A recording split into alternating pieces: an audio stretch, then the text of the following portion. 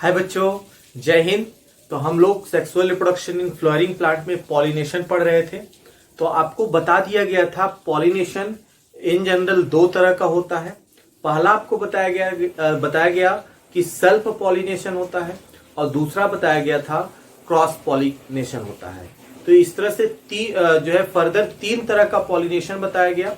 पहला आपको बताया गया था ऑटोगैमी होता है, दूसरा बताया गया था जिटोनोगैमी होता है और तीसरा बताया गया जीनोगैमी होता है। जबकि हम जानते हैं ऑटोगैमी यह पूरी तरह से सेल्फ पॉलिनेशन होता है, लेकिन जिटोनोगैमी यह सेल्फ पॉलिनेशन भी हो सकता है जेनेटिकली और क्रॉस पॉलिनेशन होता है इकोलॉजिकली। और तीसरा आपको बताया गया जीनोगैमी या एलोगैमी, जिसको हम पूरी तरह से क्रॉस पॉलिनेशन कहते हैं। तो आपको तीनों पॉलिनेशन का एग्जाम्पल बताया गया था किसमें कैसा पॉलिनेशन होता है। अब हम लोग पढ़ेंगे क्रॉस पॉलिनेशन। तो क्रॉस पॉलिनेशन का मतलब जीनोगैमी। तो क्रॉस पॉलिनेशन होने के लिए पॉलिनेटिंग एजेंट की आवश्यकता होती है, जिसके कारण से पॉलन ग्रेन ट्रांसफर होता है। तो वह एजेंट जो पॉलन ग्रेन को ट्रांसफर करने का काम करता है, उस एजेंट को हम पॉलिनेटिंग एजेंट के नाम से जानते हैं। तो आइए देखते हैं क्रॉस पॉलिनेशन और पॉलिनेटिंग एजेंट क्या है। तो बात करेंगे सबसे पहले क्रॉस पॉलिनेशन की। क्रॉस पॉलिनेशन, तो क्रॉस पॉलिनेशन जिसको हम नाम देते हैं, जिसको हम दूसरे नाम से भी जानते हैं, जिसको हम कहते हैं जीनोगैमी। तो this is also called as the xenogamy. इसको हम जीनोगैमी के नाम से जान सकते हैं। तो क्रॉस पॉलिनेशन होने के लिए या जीनोगैमी होने के लिए पॉलिनेटिंग एजेंट की आवश्यकता पड़ती है। तो हम कह सकते हैं cross pollination required pollinating agent. Pollinating agent. अब बात आती है what is the pollinating agent. तो पॉलिनेटिंग एजेंट आप किसे कहिएगा? तो सिंपली हम डिफाइन कर सकते हैं पॉलिनेटिंग एजेंट क्या है।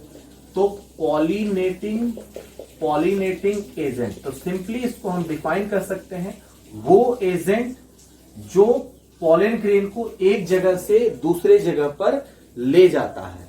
तो आप कह सकते हैं pollinating agent is nothing, this is the external agent. तो आप कह सकते हैं this is the external agent which, जो क्या करता है, विच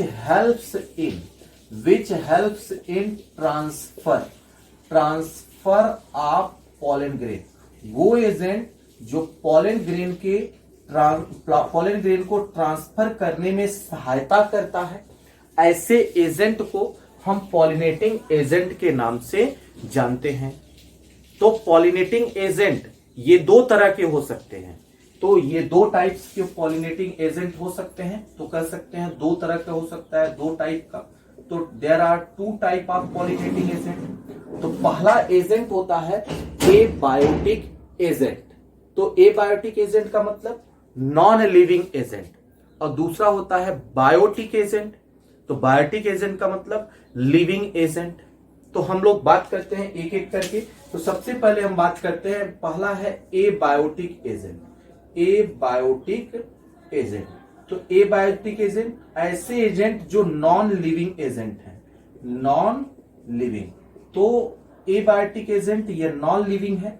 ऐसे नॉन लिविंग एजेंट जो पॉलन ग्रेन को एक जगह से दूसरे जगह पर ले जाता है, जो पॉलन ग्रेन को एंथर से स्टिग्मा तक ले जाता है, जिसके सहायता से पॉलन ग्रेन जाता है। तो ऐसा नॉन लिविंग एजेंट कहलाएगा एबायोटिक एजेंट।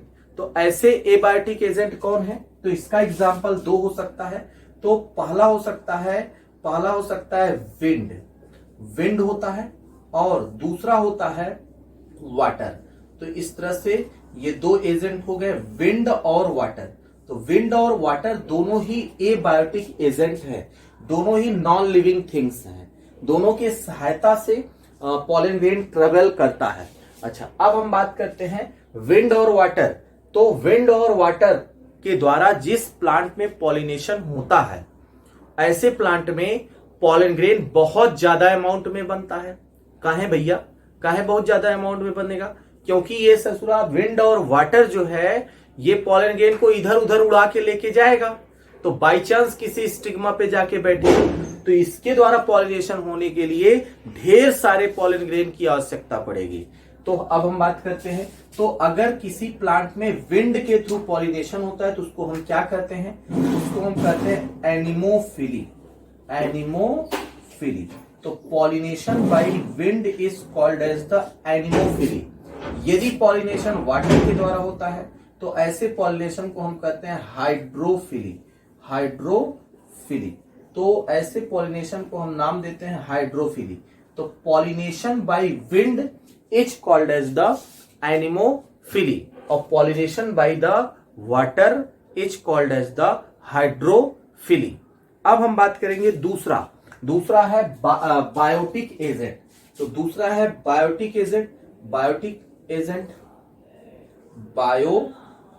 एजेंट। तो ऐसे कौन से बायोटिक एजेंट का मतलब होता है लिविंग एजेंट।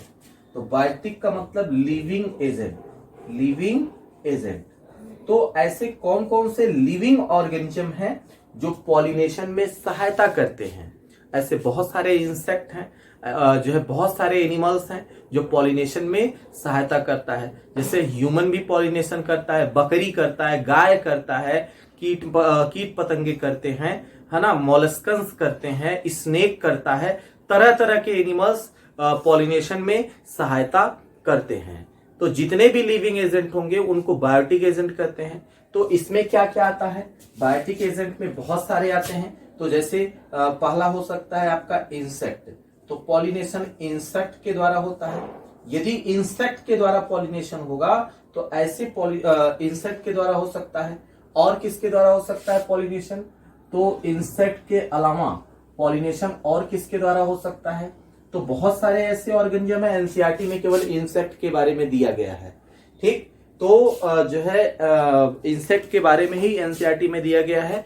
तो इस तरह से स्नेक के द्वारा हो सकता है, मोलस्कन्स के द्वारा हो सकता है। तो आप कह सकते हैं स्नेक के द्वारा पॉलिनेशन हो सकता है। और किसके द्वारा हो सकता है? चमगादड़। आप कह सकते हैं बैट जो होता है, बैट के द्वारा पॉलिनेशन हो सकता है।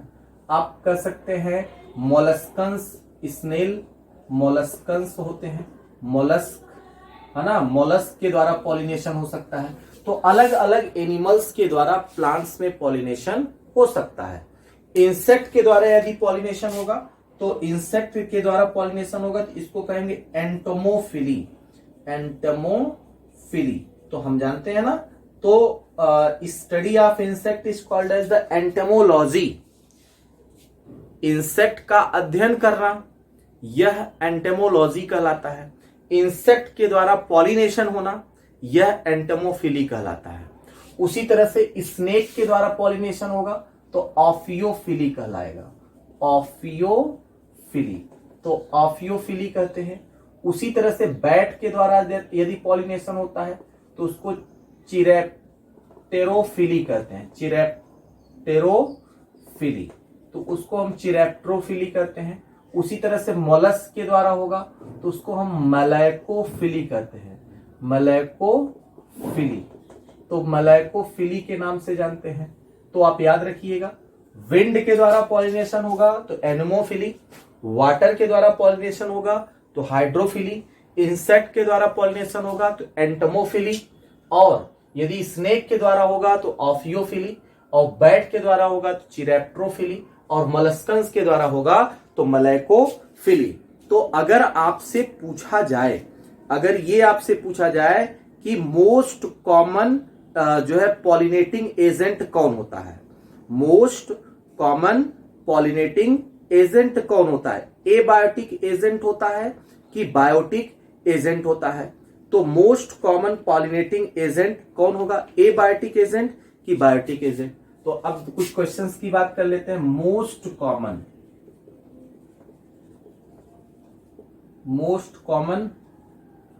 पॉलिनेटिंग एजेंट, तो मोस्ट कॉमन पॉलिनेटिंग एजेंट क्या है? दूसरा क्वेश्चन यहां पे है तो दूसरा क्वेश्चन यहां पे हो सकता है most common abiotic, most common abiotic pollinating agent. और तीसरा क्वेश्चन यहां पे आपका हो सकता है मोस्ट कॉमन बायोटिक एजेंट।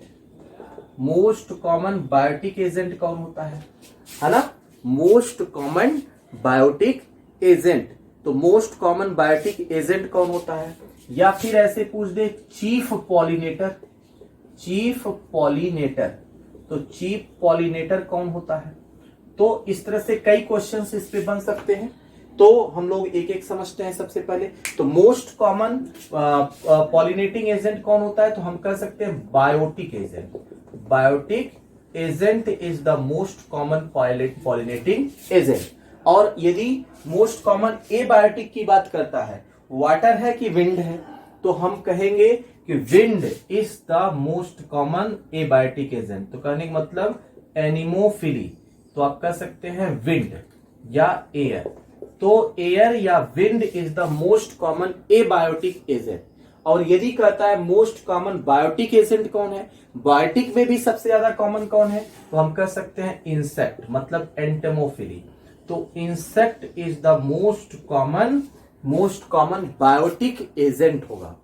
तो सबसे ज्यादा पॉलिनेशन इंसेक्ट के द्वारा होगा बायोटिक एजेंट में।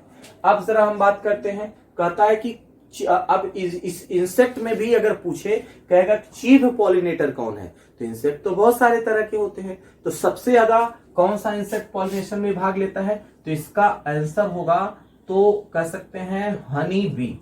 तो honey bee is the chief pollinator.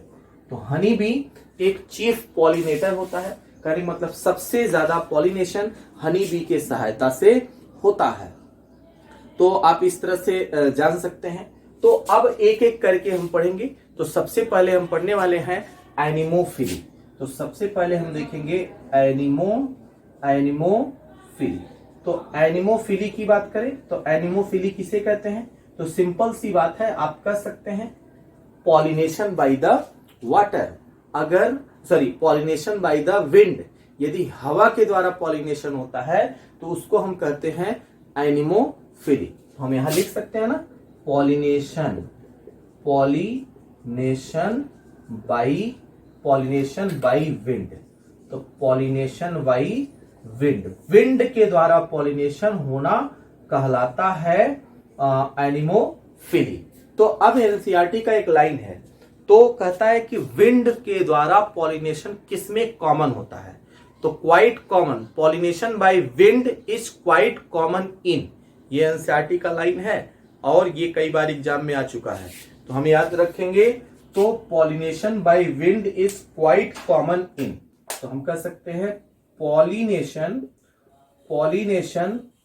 By wind, pollination by wind quite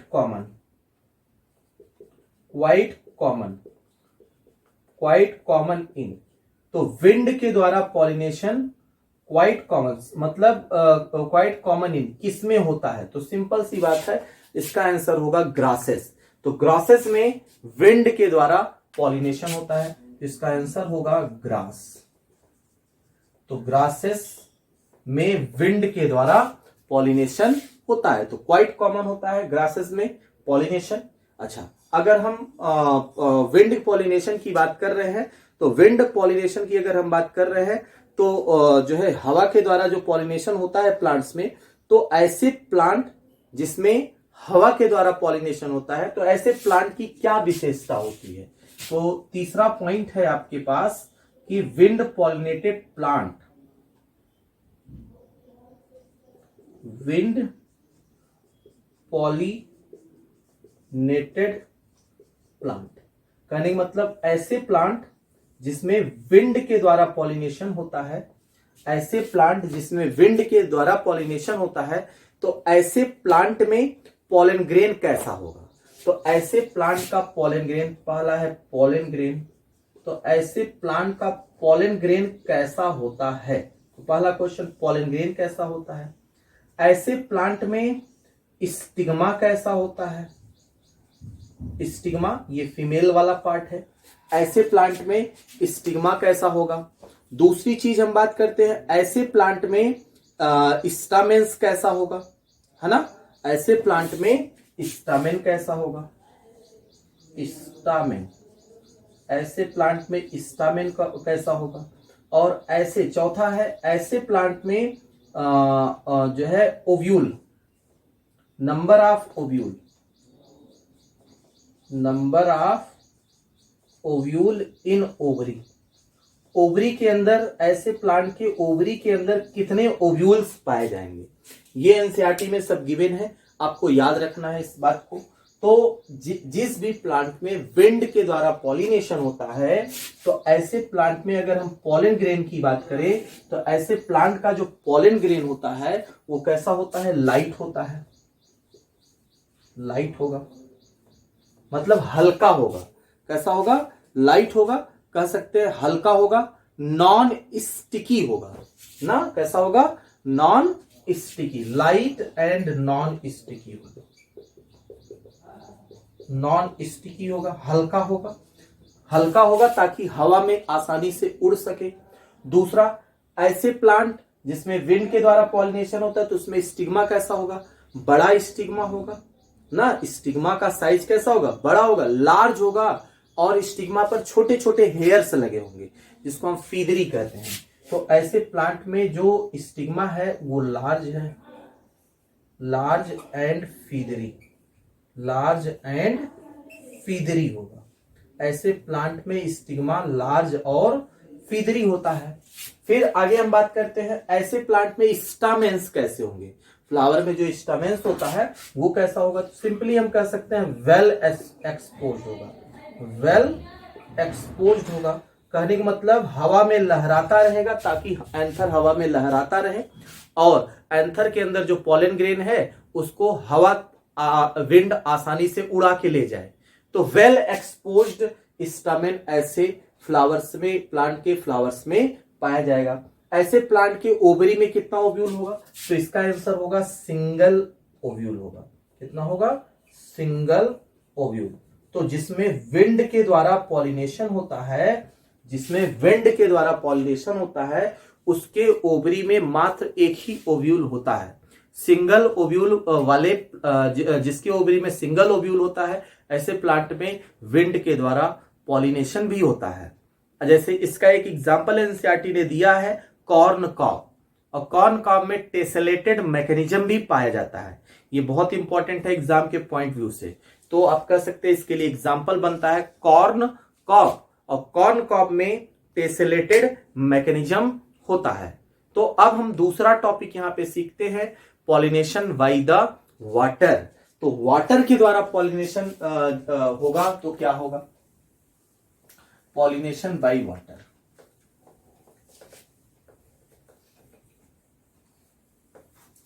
pollination by water, तो पॉलिनेशन, पॉलिनेशन बाय वाटर, तो पानी के द्वारा पॉलिनेशन होना। तो जिस प्लांट में पानी के द्वारा पॉलिनेशन होता है तो उसको हम कहते हैं हाइड्रोफिली। क्या कहेंगे, हाइड्रोफिली। तो हाइड्रोफिली का मतलब होता है पॉलिनेशन बाय वाटर। वाटर के द्वारा अगर पॉलिनेशन होगा तो इसको हम कहेंगे हाइड्रोफिली।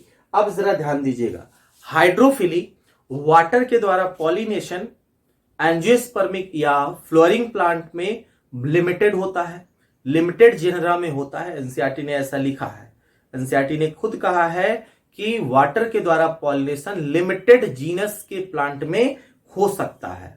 तो आप कह सकते हो, तो आप कह सकते हो hydrophily is limited, limited in flowering plant, flowering plant.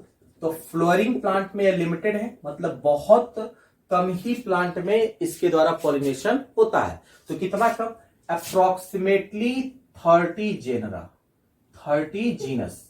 तो 30 जेनरा कहने का मतलब 30 जीनस के प्लांट में। तो मोस्टली वाटर के द्वारा पॉलिनेशन किस में होता है, तो मोस्टली वाटर के द्वारा पॉलिनेशन मोनोकॉट्स में होता है, मोनोकोटिलेडॉन्स लेडान। तो मोनोकॉट प्लांट या मोनोकोटिलेडनस प्लांट जो होते हैं उसमें वाटर के द्वारा पॉलिनेशन होता है ना। तो ज्यादातर मोनोकॉट जो प्लांट है उसमें वाटर के द्वारा ही पॉलिनेशन होता है, लेकिन हम सारे मोनोकॉट्स को नहीं कर सकते हैं, ज्यादातर मोनोकॉट्स को। अगर हम फ्लोरिंग प्लांट की बात करें तो लगभग 30 जीनस हैं जिसमें वाटर के द्वारा पॉलिनेशन होता है। जैसे कुछ एग्जांपल्स की हम बात करते हैं जिसमें वाटर के द्वारा पॉलिनेशन होता है। जैसे अगर हम बात करें वेलिसनेरिया, तो इसमें वाटर के द्वारा पॉलिनेशन होता है। जैसे हम बात करते हैं वेलिसनेरिया हो गया, है ना, वेलिसनेरिया हो गया। जैसे दूसरा एग्जांपल अगर हम बात करें हाइड्रिला है। तीसरा एग्जांपल हम बात करते हैं जुइस्टेरा है, हाइड्रिला है। और नेक्स्ट एग्जांपल हम बात करते हैं जुइस्टेरा है, तो जुइस्टेरा को हम सी ग्रास भी कहते हैं, इसको हम सी ग्रास कहते हैं। तो this is called as the sea grass. इसको सी ग्रास या मैरीन ग्रास के नाम से भी जानते हैं। तो ये सब ऐसे प्लांट हैं जिसमें वाटर के द्वारा पॉलिनेशन होता है। अब जरा ध्यान दीजिएगा, तो ऐसा बिल्कुल नहीं होगा यदि कोई प्लांट हाइड्रोफिलस है, कहने का मतलब ऐसा प्लांट जो पानी में ग्रो करता है। तो सारे पानी में ग्रो करने वाले प्लांट में वाटर के द्वारा पॉलिनेशन नहीं हो सकता है। कुछ ऐसे भी प्लांट हैं जिसमें जो हाइड्रोफिलस होते हैं जिसमें वाटर के द्वारा पॉलिनेशन नहीं होता है। तो ऐसे कौन कौन से प्लांट हैं? तो hydrophilous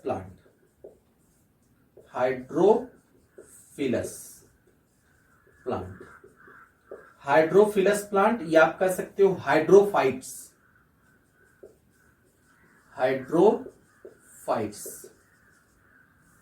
in which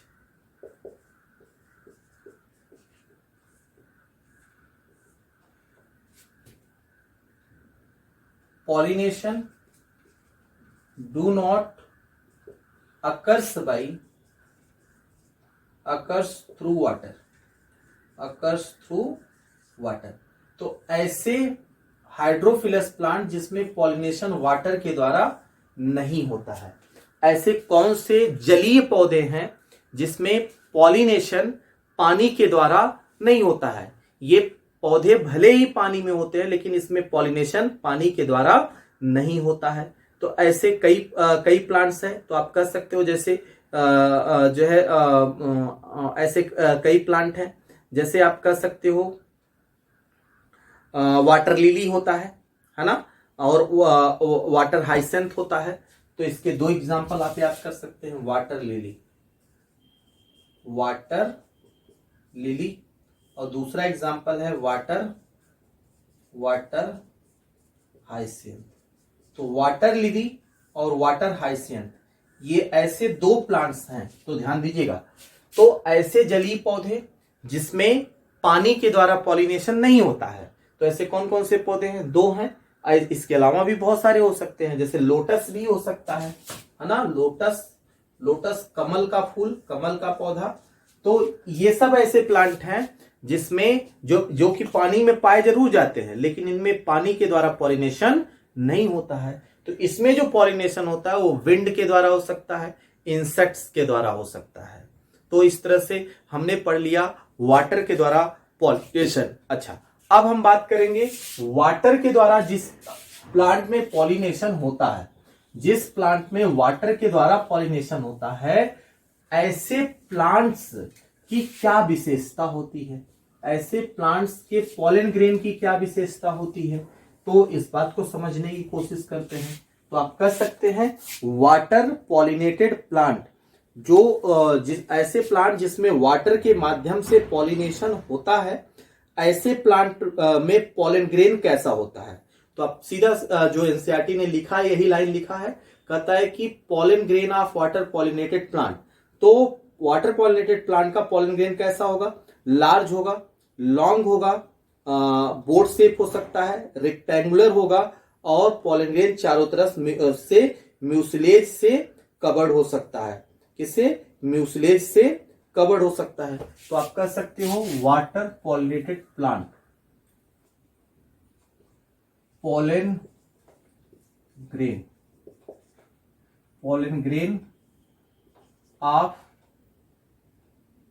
water pollinated plant. तो pollen grain of the water pollinated plant, जिस प्लांट में वाटर के माध्यम से पॉलिनेशन होगा तो ऐसे प्लांट का पोलन ग्रेन कैसा होगा? तो कह सकते हैं लार्ज होगा, है ना, रिबन शेप हो सकता है, रिबन शेप हो सकता है। और कैसा हो सकता है? पोलन ग्रेन किससे? म्यूसिलेज से ढका हो सकता है, तो कवर्ड बाय म्यूसिलेजिनस कवरिंग,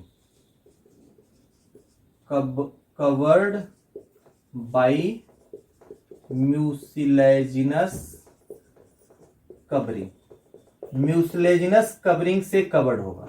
तो आप याद रखिएगा, जिस प्लांट में वाटर के माध्यम से पॉलिनेशन होगा तो उसका पोलन ग्रेन कैसा होगा? उसके पोलन ग्रेन के चारों तरफ, मान लो ये पोलन ग्रेन है, तो इस पोलन ग्रेन के चारों तरफ म्यूसिलेज की कवरिंग होगी। किसकी? म्यूसिलेज एक केमिकल है, तो म्यूसिलेज की कवरिंग होगी। और ये म्यूसिलेज वाटर लविंग नहीं होता है ना, तो ये म्यूसिलेज से चारों तरफ से कवर्ड होगा। और ये म्यूसिलेज क्या करेगा? इस पोलन ग्रेन को बचाने का काम करता है, तो पोलन ग्रेन को प्रोटेक्ट करता है। अब तीसरा टॉपिक जो एनसीईआरटी में लिखा गया है, इंसेक्ट के द्वारा पॉलिनेशन। तो ऐसे प्लांट जिसमें इंसेक्ट के द्वारा पॉलिनेशन होता है। तो नेक्स्ट हम पढ़ेंगे एंटोमोफिली, एंटोमोफिली। तो एंटोमोफिली इसका मतलब क्या होगा? एंटोमोफिली इसका मतलब क्या होगा? Pollination by insect. अगर पॉलिनेशन इंसेक्ट के सहायता से होता है तो ऐसे कंडीशन को हम कहते हैं एंटोमोफिली, पॉलिनेशन बाय इंसेक्ट। तो इंसेक्ट के द्वारा पॉलिनेशन को हम कहते हैं एंटोमोफिली। अच्छा, जिस प्लांट में एंटोमोफिली होता है, जिस प्लांट में एंटोमोफिली होता है, ऐसे प्लांट का फ्लावर कैसा होगा? फ्लावर्स कैसे होंगे? तो जाहिर सी बात है लार्ज होंगे, कलरफुल होंगे, कलरफुल होंगे, अट्रैक्टिव होंगे, अट्रैक्टिव होंगे, नेक्टर कंटेनिंग होंगे, नेक्टर कंटेनिंग। तो नेक्टर कंटेनिंग फ्लावर्स होंगे। तो आप याद रखिएगा, ऐसे प्लांट्स जिसमें इंसेक्ट के द्वारा पॉलिनेशन होगा, तो ऐसे प्लांट्स का फ्लावर ब्यूटीफुल होना चाहिए, कलरफुल होगा, ब्यूटीफुल होगा, तभी अट्रैक्टिव होगा, तभी इंसेक्ट उसको देख करके उसके पास में जाएगा ना। तो इंसेक्ट उसको देखेगा, फिर इसके बाद उसके पास पहुंच जाएगा और उस पे रस चूसने के लिए बैठेगा, तो उसका पोलन ग्रेन उसके पैर से चिपक जाएगा। तो इंसेक्ट के पैर में एक बैग नुमा स्ट्रक्चर होता है जिसको हम पॉलन बास्केट कहते हैं। उसी पॉलन बास्केट में वो पॉलन ग्रेन को भरता है और दूसरे फ्लावर पे ले जाकर दूसरे फ्लावर तक पहुंचा देता है। तो इंसेक्ट के पैर में पॉलन बास्केट होता है। और एंटोमोफिलस फ्लावर के एंटोमोफिलस फ्लावर में जो पॉलन ग्रेन बनता है, तो पॉलन ग्रेन के सबसे अंदर वाले लेयर में पॉलन किट होता है। क्या होता है? Pollen kit. तो यहां पे दो वर्ड याद रखेंगे, एक पॉलन किट और दूसरा पॉलन बास्केट याद रखेंगे। तो आप यहां पे दो टर्म याद रखेंगे, pollen kit, pollen kit, pollen kit. तो पॉलन किट किसमें होता है?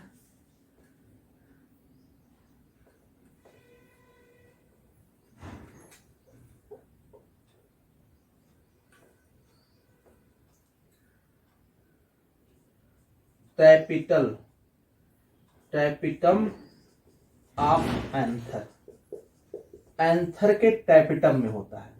तो एंथर का वाल जो होगा ये 4 लेयर का बना होता है ना। सबसे बाहर एक्सोथीसियम, उसके नीचे एंडोथीसियम, उसके नीचे मिडिल लेयर और सबसे नीचे कौन सा लेयर होगा? टैपिटम।